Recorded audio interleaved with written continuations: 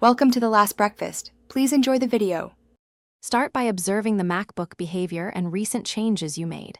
A gray screen can mean software hang, firmware issue, or hardware failure. Check power indicators and if the machine charges while plugged in. Listen for fans and drives running to detect activity. Connect an external display to verify graphics output. Note whether the external display shows a desktop or remains blank. Record recent updates, crashes, or liquids, and prepare to try software resets first. Try Safe Mode by holding the Shift key during startup for at least 10 seconds. Safe Mode disables extensions and can clear caches causing gray screens. If Safe Mode does not work, reset NVRAM or PRAM on Intel Macs with Option Command PR for 20 seconds. Reset the SMC on applicable models using the recommended key sequence for your model. Boot into Mac OS Recovery with Command-R to run Disk Utility and reinstall Mac OS if needed.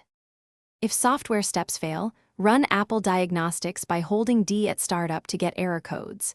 Disconnect all peripherals and test with a different charger and cable compatible with your model.